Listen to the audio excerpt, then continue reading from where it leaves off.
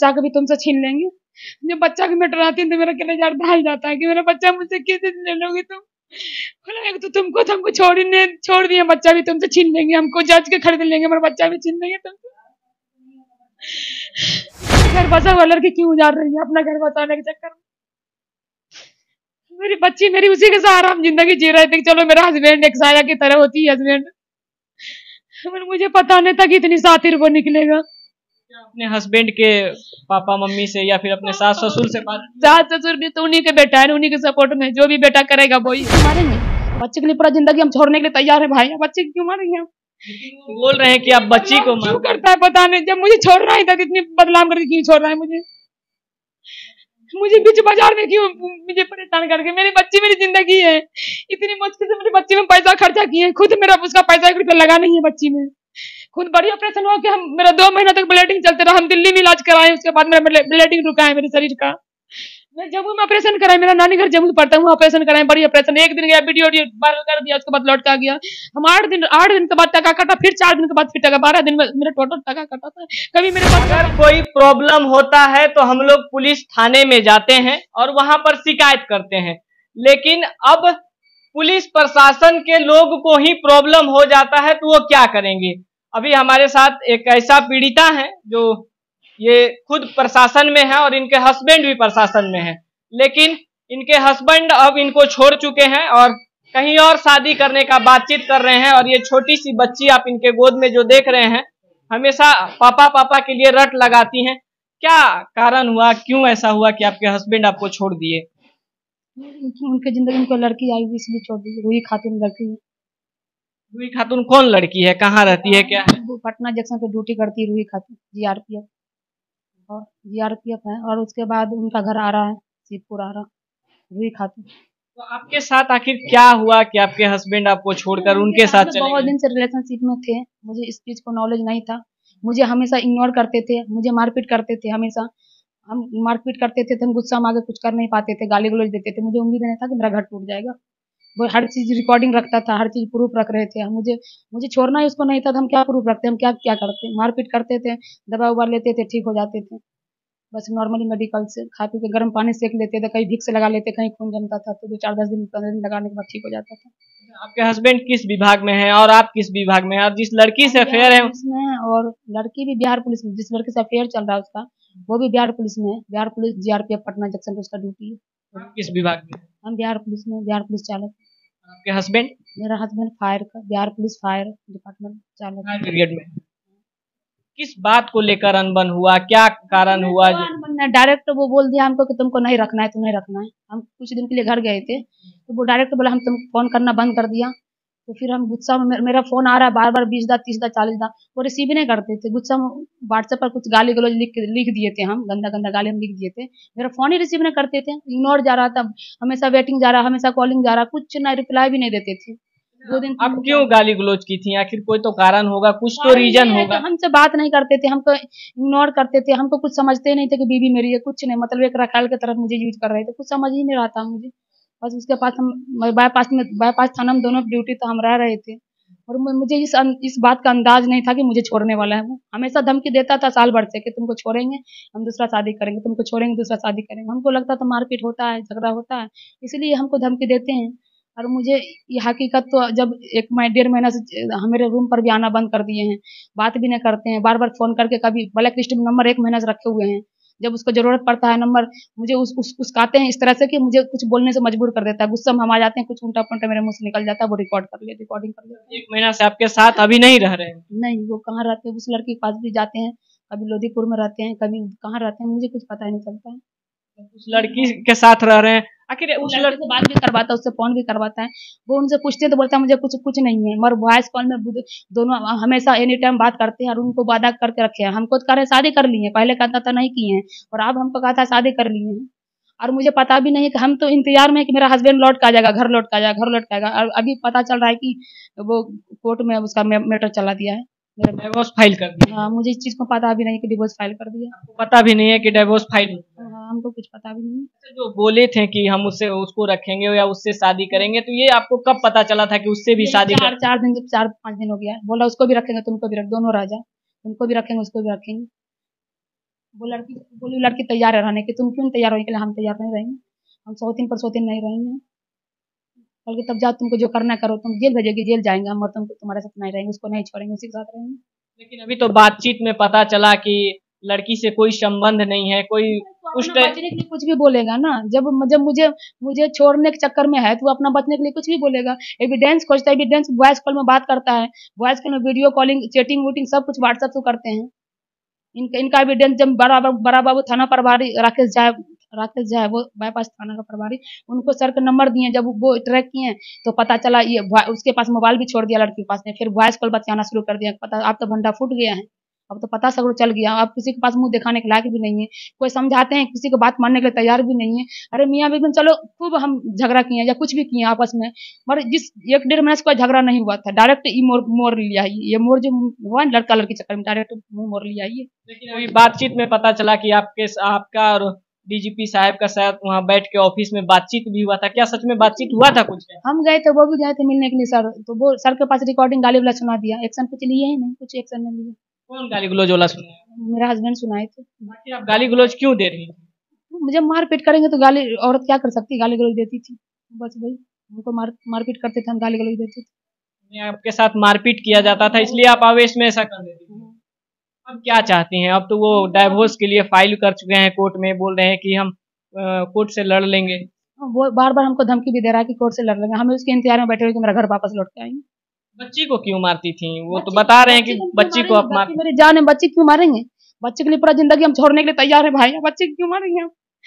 बोल रहे हैं कि आप बच्ची को क्यों करता है पता नहीं, जब मुझे छोड़ रहा है तो इतनी बदनाम करके क्यों छोड़ रहा है मुझे बीच बाजार में क्यों मुझे परेशान करके? मेरी बच्ची मेरी जिंदगी है, इतनी मुश्किल से मेरी बच्ची में पैसा खर्चा किए, खुद मेरा उसका पैसा 1 रुपया लगा नहीं है बच्ची में, खुद बड़ी ऑपरेशन हुआ कि हम मेरा 2 महीना तक ब्लीडिंग चलते रहा, हम दिल्ली में इलाज कराए, उसके बाद मेरा ब्लीडिंग रुका है मेरे शरीर का।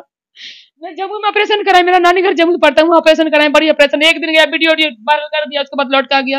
हम 8 दिन के बाद टका कटा, फिर 4 दिन के बाद फिर टका, 12 दिन में मेरा टोटल टका कटा था, कभी मेरे पास रहा नहीं, बस 1 दिन गया, पैसा भी नहीं देता था, मेरे पैसा को हिसाब लेता था, मेरा पैसा हमेशा लेते रहा, जब से मेरी बाबू हुआ तब से पैसा उसको देने बंद किए हैं। आज तो बोल रहे दिया, लोन भी उठा दिया, 5 लाख रुपया मेरा कर्जा भी कहीं जमीन के बयान हम सूरजगढ़ हम फंसा हुआ है, आज मेरा पैसा भी लौट के वापस आने वाला नहीं है। उसी के सहमति से हम लोन भी 12 लाख उठाए थे, 5 लाख रुपया बयान आ गया, बोला दोनों मिलकर जमीन मिले, दोनों का नाम रहेगा, दोनों को मिलकर जमीन खरीदेंगे। लोन भी ले चुके हैं, तो लोन भी हम कर्जा में भी डूबे, यहाँ बच्चा लेकर भटक रहे हैं, धमकी देता है कि बच्चा के कोर्ट से लड़के ले लेंगे, तुम्हारा क्या औकात है, हम बच्चा को तो लेंगे ही लड़के, हम जज खरीद लेंगे, हम ये खरीद लेंगे, हम वो खरीद लेंगे। मुझे वॉइस कॉल कर करके बोलते हैं, हम रिकॉर्ड नहीं कुछ कर पाते। मुझे आज भी उम्मीद है कि वो मेरा घर लौट जाए, लड़की की जिस लड़की वो उसकी जिंदगी में वो दुरुस्त से हो जाए।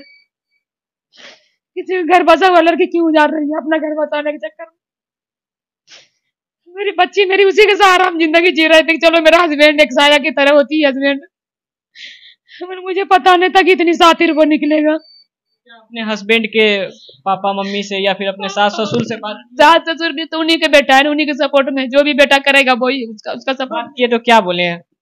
कुछ दिन बात किए थे तो समझा रहे थे, किसी की बात नहीं समझे, फिर उसके माँ बाप उसी के सपोर्ट में, उसका परिवार उसी के सपोर्ट में, बेटा के सपोर्ट में, जिसका बच्चा है उसी का होगा, थोड़ी ना मेरा हो जाएगा। कभी भी शिकायत करते थे कि मारते डिंगाते थे, हम ही का हमेशा दोषी कहता था कि तुम ही गलत हो, तुम कभी अपना बच्चा को नहीं कहा कि गलत है, हमेशा हम ही के दोषी ठहराते रहो। तो ये देख सकते हैं अभी हम लोग महिला विकास मंच में उपस्थित हैं और इन्हीं लोगों के पास ये केस आया है। मैम जैसा कि देख रही हैं कि एक छोटी सी बच्ची है, पुलिस प्रशासन का केस है, अगर कोई दिक्कत होता है तो हम लोग पुलिस प्रशासन के पास जाते हैं, लेकिन अब प्रशासन का ही केस आपके पास आ चुका है, कैसे क्या न्याय दिलाएं? यही है ना कि आम जनता पुलिस प्रशासन के पास ना जाए, खुद की रक्षा खुद करे, मेन तो यही हो गया। क्योंकि प्रशासन के जो पुलिस वाले लोग हैं उनके घर में खुद औरत पीड़िता है जिनका केस महिला विकास के ऑफिस में आ रहा है, तो वो हमारी सेवा क्या करेंगे, हमारी रक्षा क्या करेंगे? बहुत शर्म की बात है। उनके हस्बैंड से बात किए तो वो बोले कि बच्ची को मारते पीटती थी, लेकिन बच्ची का नाम लेते ही माँ पूरा भावुक हो जा रही है। देखिए कोई भी माँ रहेगी ना, वो छोटी सी 1.5 साल की बच्ची को क्या पीटेगी? अभी तो उसका उम्र है उसको खिलाना पिलाना बड़ा करना, बच्चे को पीटता भी कब है? जब बच्चा 5 साल का 6 साल का हो जाता है, बदमाशी करता है, ये सामान फेंके वो, तब बच्चा एक आध झापड़ खाने के लायक भी होता है। अभी वो 1.5 साल की बच्ची इतनी मासूम लड़की है, अभी ऐसी वीडियो में पापा का फोटो देखे मेरे पापा पापा पापा कर रही थी। वो वीडियो आप लोग के पास होगा, है ना? बच्ची किस तरीके से पापा को देख के एक्साइटेड हो रही थी। बताइए वो बच्चे को क्या सुख मिला? ना बाप का, माँ ऐसी रो रही है 24 घंटा, कलप रही है, कभी इस दरवाजे, कभी उस दरवाजे, कभी उस दरवाजे। क्या बताएं आपको, बहुत शर्म की बात है। कैसे मैम न्याय दिलाएंगे? ये कहीं ना कहीं बहुत क्रिटिकल केस अगर देखा जाए तो हम लोग प्रशासन से मदद लेते हैं, लेकिन प्रशासन ही आप लोगों के पास आई है मदद लेने। सरकार को इसमें एक कानून बनानी चाहिए कि जो भी पुरुष हो या महिला हो, शादीशुदा हो, तो किसी से अफेयर करे या फिर शादी बिना तलाक के, बिना कुछ किए नहीं होनी चाहिए। तो ये होना ही चाहिए लागू कानून। मैम रोकना चाहेंगे, अगर ठीक है कानून ही बन जाएगा तो फिर ये शादी वाला सिस्टम कैसे लोग समझेंगे?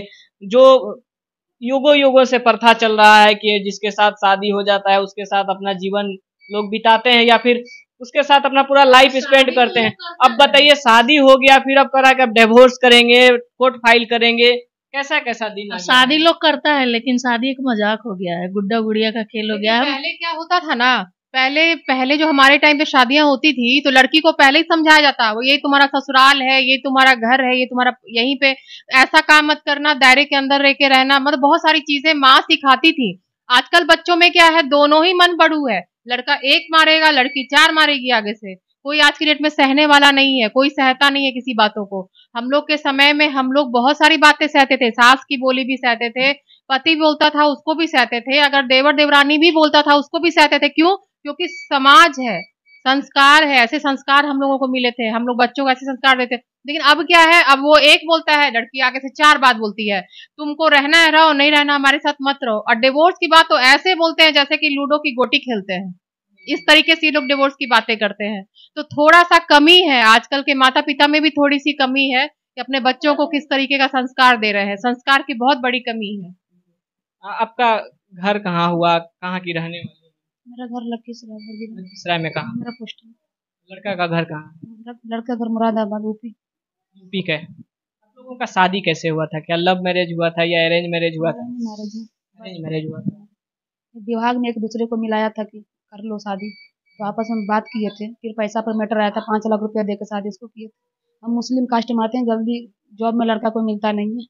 ये लड़का शादी करने के लिए तैयार हुआ था, पैसा लेके, पैसा देगी, कार गाड़ी देगी, कार देगी, न तो 10 लाख रुपया दो। हम बोले 5 लाख रुपया ले लो, शादी कर लो आप, इसलिए हम तैयार हुए थे कि चलो पैसा भी ले लेगा, विभाग में शादी हो जाएगा, कहीं भी थाना में विभाग में रहेंगे, एक विभाग में रहेंगे, कहीं भी एक थाना में रहेंगे तो अपना सुकून की जिंदगी जिएंगे। ये सोच के हम पैसा भी देकर शादी कर लिए।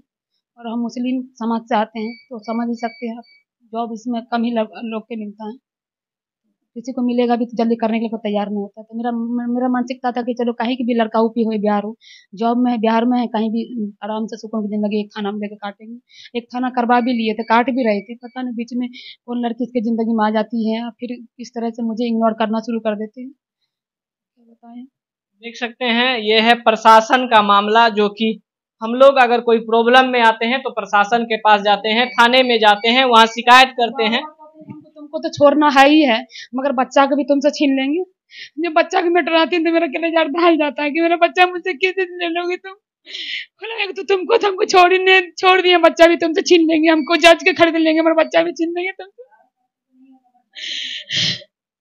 देख सकते हैं बच्चे का नाम लेते ही माँ पूरा भावुक हो जाती है। छोटी सी बच्ची है, थोड़ा सा दिखा दीजिए कि ये छोटी सी बच्ची है, इसका नाम लेते ही भावुक हो जाती है, लेकिन फोन कॉल पर बताते हैं कि बच्ची को मारते थी, ये माँ मारती थी बच्ची को। एकदम फ्रॉड है, जिस लड़की से बात करता है रूही खातून, वो भी जलियाबाज है, ये भी जलियाबाज है। चलो मैं कसूर है, मेरी बच्ची कसूर बेकसूर है, आज में हम दोनों दर दर के ठोकर खा रहे हैं। किसी भी औरत को मारोगे तो वो गाली गलौज देगा ही। मुझे गला भी दबा दिया था, थाना प्रभारी देखे मेरा पूरा खून, गला में खून जमा हुआ था, फिर भी सर बुला के समझा बुझा दिए थे ऐसा कभी नहीं करना। हमको सर पूछे थे थाना प्रभारी, सर की तुम रहेगी जिसके साथ इस तरह से मारता है तुमको? हम बोले हाँ सर रहेंगे, मगर इनको समझा दीजिए सर कि नहीं मारने के लिए। मुझे घर तोड़ना ही नहीं था कि हम उस पर एक्शन लेते, केस करते, मुझे कुछ उम्मीद ही नहीं था घर तोड़ने का। ये बोल रही है तो हम लोगों का रूह कांप जा रहा है कि इस प्रकार का भी कुछ होता है। बाकी इस वीडियो को इतना शेयर कीजिए कि बिहार पुलिस या फिर जो भी आईजी हो या फिर जो भी डीएसपी हो इस केस का संज्ञान ले और गहन जांच हो और जो दोषी है उसे कड़ी से कड़ी सजा हो और जो भी हो कार्रवाई जरूर हो, क्योंकि एक पुलिस प्रशासन की महिला है और पुलिस प्रशासन में लड़का भी है, दोनों प्रशासन है। आखिर अब होगा क्या, कौन इसका इंसाफ करेगा, कौन इनके लिए लड़ेगा, बाकी आप ही लोग का राय रहेगा, प्रतिक्रिया रहेगा। कमेंट बॉक्स में अपना जरूर राय दीजिएगा। फिर मिलते हैं कोई और अपडेट के साथ, तब तक के लिए जय हिंद।